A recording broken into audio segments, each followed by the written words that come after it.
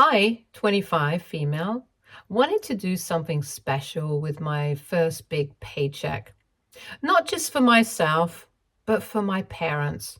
Lily, 55, female, and William, 58, male. I thought it would be a great way to show how much I appreciated everything they had done for me. You know, parent things like raising me and helping me out when they could.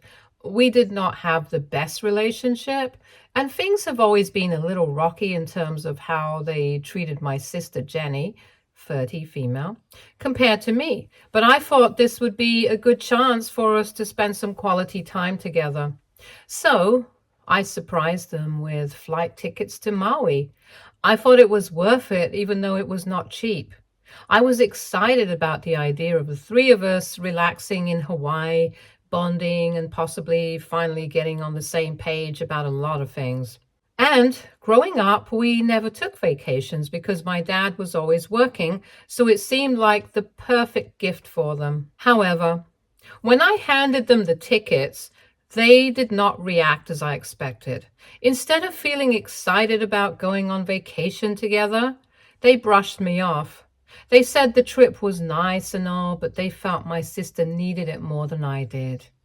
My sister, who has always been the golden child, could probably use the break.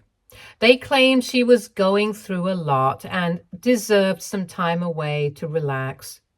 It did not matter that I was trying to make this something memorable for us and that I was the one who had put in a lot of effort to get here. Nope. They thought my sister deserved the vacation more than I did, and that was it. It hurt, but it was not entirely unexpected. My parents have always prioritized her. As a child, I was told that she did everything perfectly, and for my parents, I was just the extra child, the reliable one. They thought I did not need any extra attention because I had everything under control. Whatever I did, her problems would always overshadow my accomplishments. I got used to it, but it still hurt when they said they would rather take her on the trip I paid for. So I decided to let them go. I did not make a fuss because what was the point?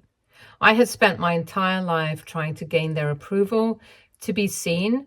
I was not going to beg for it anymore. They packed and left with my sister to go to Maui while I stayed at home and got back to my work, taking care of my duties as usual while they looked after her.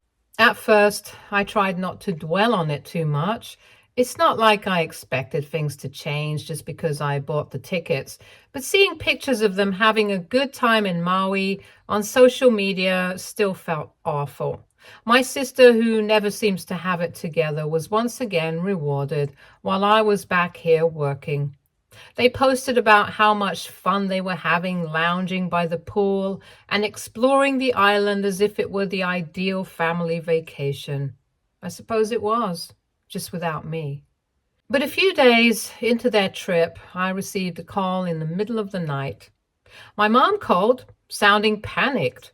My sister had gotten herself in trouble yet again. She had been out partying, of course, and things had gotten out of control. From what I could tell, she got involved with the wrong crowd, drank too much, and ended up in jail. This was not the first time that it happened. She had a way of getting herself into these situations, but my parents were always able to brush it aside and fix it before it became a major issue. This time, however, they needed my help. They wanted me to pay her bail. I wish I could say that I was surprised, but I was not.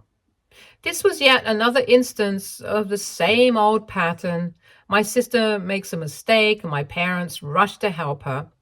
They were calling me now, not to see how I was doing or to say they were sorry for not including me on the trip, but simply because they needed money. Once more, they needed me to clean up the mess she had made. It was frustrating. I was the one who had worked hard, saved money, tried to do something nice for our family, and now they were calling me to sort out my sister's mistake.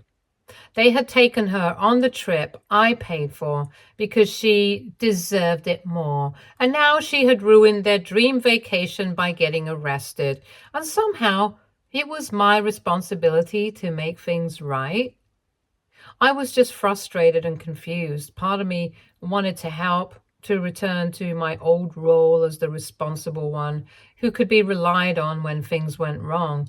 But another part of me had already been exhausted and done. I was tired and frustrated of being the backup plan, the one they called when my sister's life inevitably went wrong. I was tired of always having to fix things and wasting my energy on her while she got away with everything and never even looked back once. So I made my decision. I was not going to pay her bail. I was not going to save the day this time. They had made their decision to take her on the trip instead of me. They could handle the consequences of their decision. It was not my responsibility to keep bailing her out. But I was done playing that role. I was not going to let them guilt me into paying her way out of trouble, especially after everything that had happened. They had chosen her over me yet again. And now they were asking me to save her yet again, and I was over it. I'm not sure how they handled the situation after that.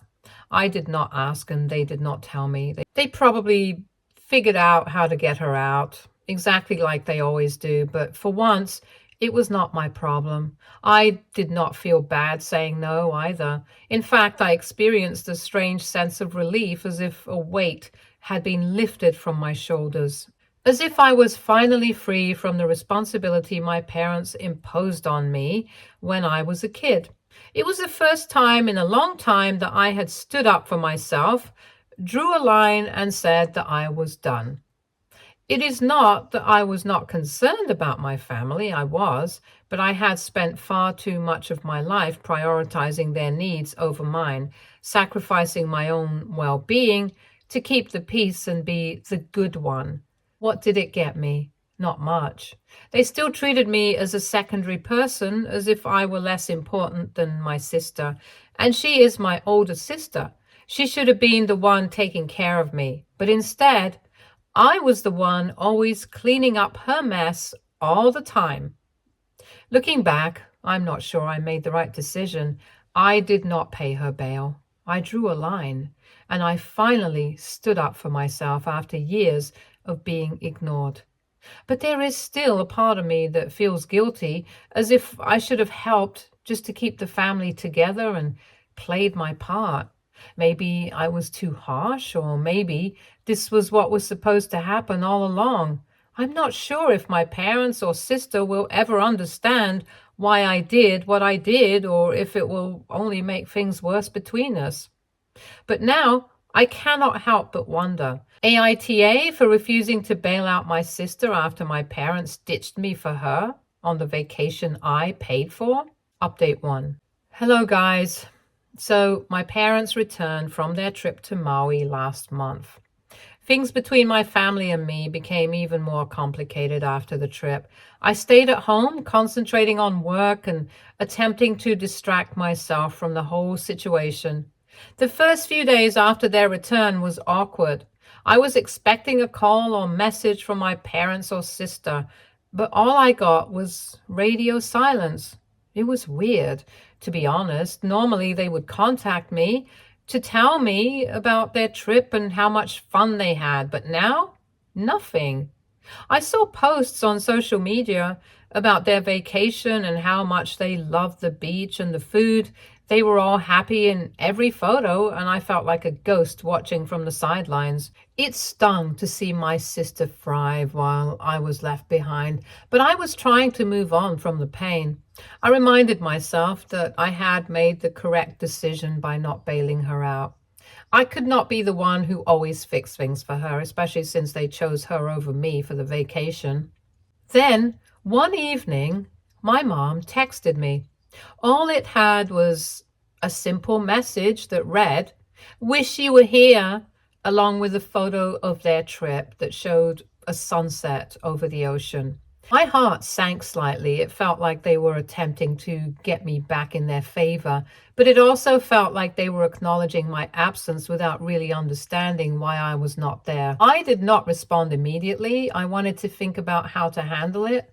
I eventually decided to reply, I told her that while I was glad they had a good time, I needed some space. I did not want to get caught up in their cycle of relying on me when things went wrong. My mom apologized extensively, claiming they had no intention of hurting me and that taking Jenny on the trip was a last-minute decision. They felt she needed it more at the time, but I could tell she was attempting to fix things. My dad asked if they could come over for pizza. I did not want to, but he insisted, so I reluctantly accepted. They came over and my dad bought some pizza. It felt strange sitting there eating as if nothing had happened, but we all pretended it was fine. I paid close attention to both of them, particularly my dad. He did not mention Jenny's situation or the bail. Instead, he tried to explain how beautiful Maui was and how relaxing it was for them. It seemed like a distraction, a way to avoid the real issue between us. Jenny stopped by a few days later. She appeared disorganized and tired, but she also had that I don't care about anything, the world revolves around me vibe that always drew my parents in. I kept thinking about how she got through another mess while still having my parents' love and support. I expected her to say something about the trip or maybe even apologize for the trouble she caused, but instead, she started talking about the delicious food they ate and how she met some interesting people and hung out with so many boys while they were there. I just sat there smiling and feeling terrible about myself. Things became even more uncomfortable when my parents began hinting that they would need help from me again. They mentioned Jenny's need to get back on track and asked me to help her find a therapist. It was as if they had completely overlooked what had just happened. They did not realize how exhausting it was for me to constantly be the one picking up the pieces. I felt as if I was being drawn back into that role where I had to be the responsible one. Eventually, I decided to have an honest conversation with them, and I told them I was tired of always having to fix things for Jenny, and I needed them to understand how I felt. They seemed surprised. I think they assumed I would just go along with it, as I always did. My mom began to cry, saying she had no idea how much I was struggling and that she was sorry. My dad appeared uncomfortable, and it was almost like he was lost and did not know what to say to make the situation better. My parents continued calling, which was all right, but they kept asking me to be a part of Jenny's life again. They wanted me to be the one to push her to get a job, help her find a therapist, or simply talk to her about making better decisions. It felt very unfair. I was done being the backup. I was not going to be the person who always came to the rescue. I could not take it anymore. I asked my parents to meet me for lunch last week, and I told them that while I cared about Jenny, I did not and could not look after her anymore. I had my own life to manage, and I needed to prioritize my own self for once. If they were not okay with that, I would prefer not to be in touch with them. They acted shocked, angry, and disappointed. They tried to argue, but I held my ground. I could understand that they were not ready to accept what I said, but I told them that there was no way I would change my mind. The rest of the lunch was quiet. No one really spoke to each other. It has been a whole week since that lunch, and they have not reached out to me yet. I guess that means they chose to cut off ties with me, and I think that is all right. If it means that I will not be treated like a doormat anymore, then I'll manage. Update 2. Hey guys, it has been 6 months since the last update. My mom recently contacted me. Around a month and a half back, I received a message from my mom. She was asking how I'd been doing. I stared at the message for a while. I was not sure how to respond. Part of me wanted to ignore it to maintain the boundary I had set, but another part of me wondered if this was her way of reaching out, of attempting to make amends. So I responded, keeping it brief and neutral, something like, I'm fine, just busy with work. She did not mention anything else. She did not mention Jenny even once. I figured maybe she really wanted to talk to me. It still felt a little weird, though. After that, everything was quiet for a few days. I figured that that was it. But then my dad called. I almost did not answer because I was worried it would be another attempt to drag me back into the same pattern. I answered, though, because I was curious and I wanted to know what he wanted to say. He did not directly mention Jenny, which surprised me. Instead, he wanted to know about what was happening to me and how things were going at work and whether I was seeing someone or not. It felt strange, as if he was checking how much I would interact without pushing any buttons. But of course, the act did not last that long. After a few minutes of small talk, he casually mentioned the real reason for the call. My parents were concerned about Jenny.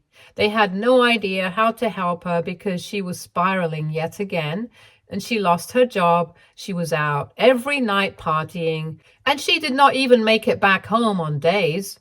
He was not looking for money this time, at least not yet, but he did want me to reach out to her. He hoped I could talk to her and make her realize that this is not how she should live her life, and she needs to get back on her feet.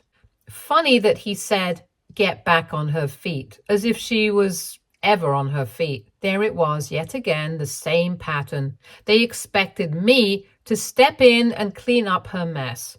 I could feel the old frustration and anger rising, which I had tried hard to suppress. I told him as calmly as possible that I would not be getting involved.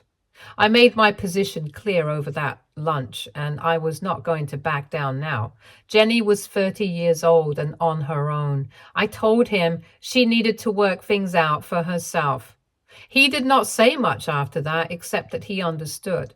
But I could tell he did not. He never does. After the call, I had this strange feeling. It was not just that they were still attempting to drag me back into the same old dynamic, but I knew deep down that nothing had changed. I was caught up in their mess, no matter how many boundaries I tried to set and how much space I tried to create.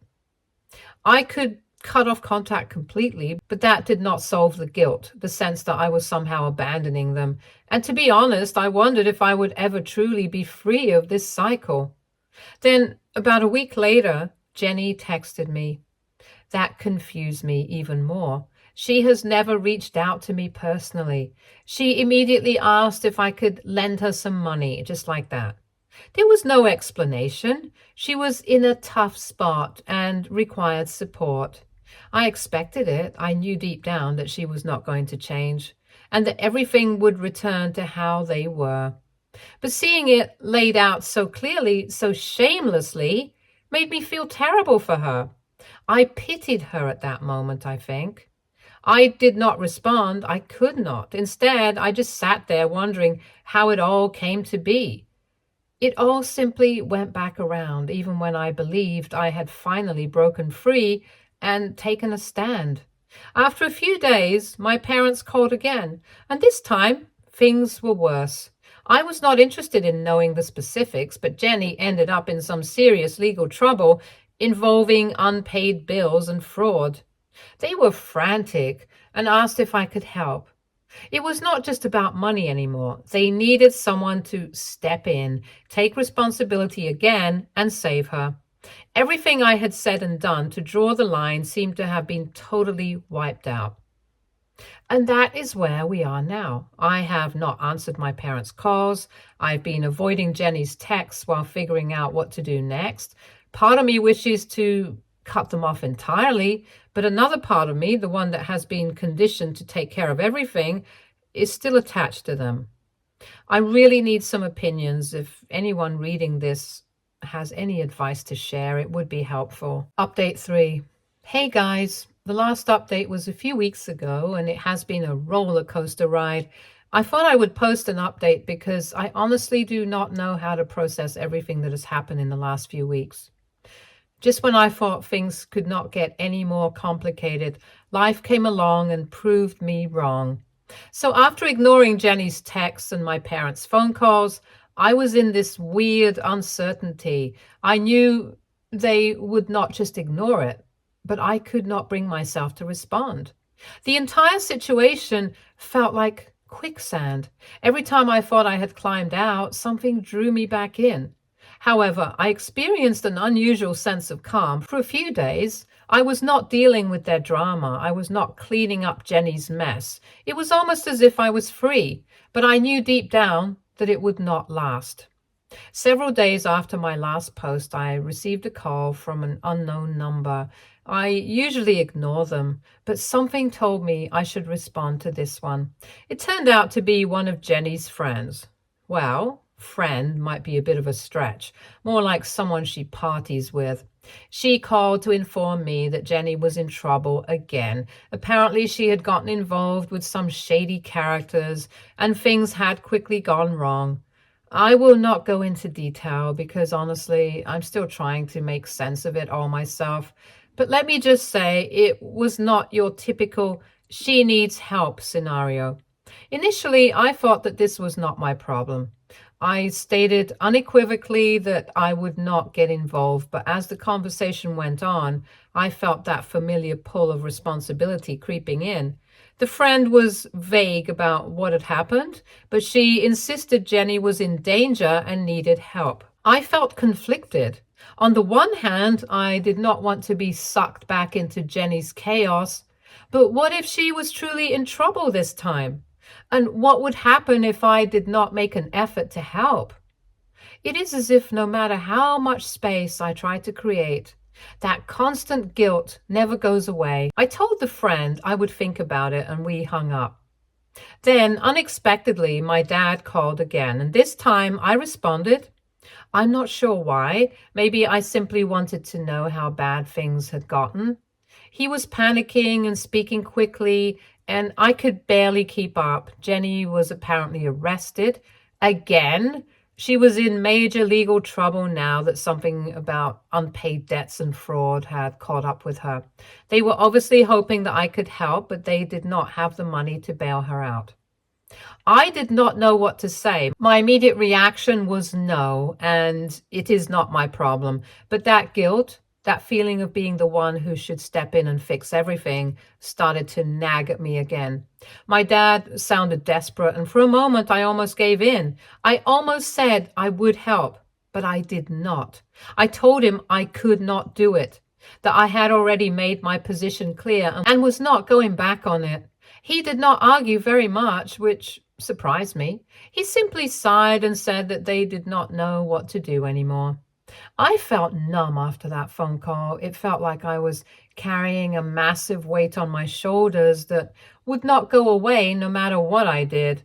I tried to concentrate on work and my own life, but everything seemed off.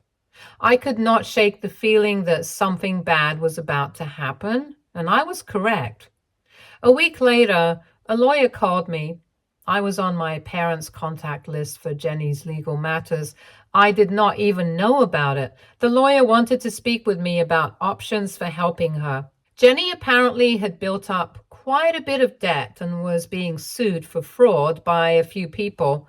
I have no idea how she got into such trouble, but I was not surprised. What surprised me was that my parents had legally forced me into it without my knowledge. I felt betrayed, but also trapped.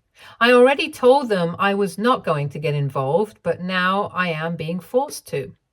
The lawyer explained that because I was listed as a contact, I might be responsible for helping her in resolving issues, especially if she could not represent herself. How has it made it this far, and why was I always the one they went to, even though I had made it clear I wanted out? I informed the lawyer that I needed time to think. That is the current situation. Since then, I have not spoken to my parents. I feel stuck. I keep asking myself, what if this time is different? What if she is in serious trouble and I'm just sitting here doing nothing? However, I have been down this road before. I do not know what to do. I'm trapped in an endless cycle of guilt, frustration, and responsibility, and I do not know how to break free. It is as if No matter how many times I say I'm finished, I am never truly done. Something always draws me back in, whether it is my parents, Jenny, or my own sense of obligation. I'm still trying to figure everything out. Update 4. Hello, everyone. I figured it was time for another update. A lot has happened since my last update, and I finally have some answers. It has been a difficult few weeks, but things have settled down a little, and I'm in a better mental state now. I thought I would share where things stand. Following the lawyer's call, I spent the next few days contemplating what to do. I knew I needed to decide, but every time I tried, that little voice of guilt crept back in and made me doubt everything. It was exhausting. I could not sleep well and could not focus at work. It was like a dark cloud hanging over me. I could not shake it no matter how hard I tried. But then something happened and everything changed. I received another call from the lawyer, this time with a completely different tone. Jenny appeared to have managed to avoid the worst of the legal trouble. She had reached an agreement with the people suing her, and while she still had a lot of debt to pay off, she was not going to jail or anything. I was shocked. I'm not sure how she did it. Maybe my parents helped her behind the scenes, or she had some money hidden away that no one knew about. But the point is, she was not in as much immediate danger as I thought.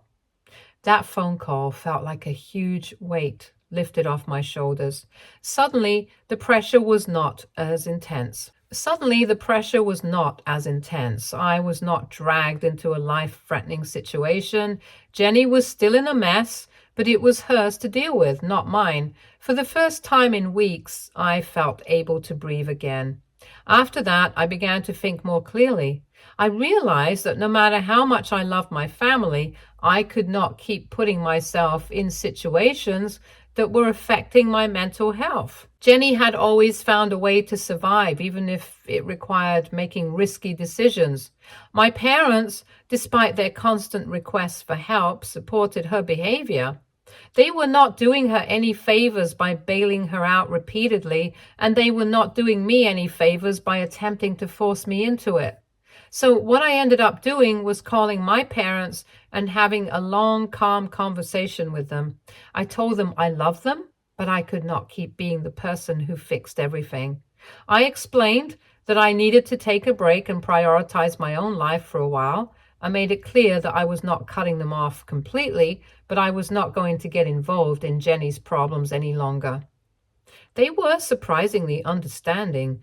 I believe they realized they had been asking too much from me for too long. I did not contact Jenny directly, but I did send her a short text message. I told her I hoped she was fine and was relieved she had resolved her legal issues. I also told her that I could not help her financially or emotionally anymore, but I wished her all the best. I did not get a response, and I'm fine with that. I do not need her validation or approval. I just needed to clarify my position and move on. Things have calmed down since then. My parents have not called me as frequently, and when they do, it's not about Jenny. We talk about everyday topics like how their week went or how work is going for me. It's really refreshing. I believe we're finally beginning to have a relationship that is not centered on drama and crisis management. Of course, I'm not dumb. I'm aware that things may flare up again. My parents always tried to drag me into helping Jenny out of trouble because she tends to get into trouble herself. But now I'm more confident in my ability to deal with it. I know what my boundaries are, and I am not afraid to enforce them. So I suppose my lesson from all this is that I have finally found some balance. It was not easy, but I have gotten to the point where I can care for my family without letting their problems control my life. It is still a work in progress, and there will undoubtedly be setbacks, but for the first time in a long time, I feel in control. Stay tuned for more stories from Argo Relationships.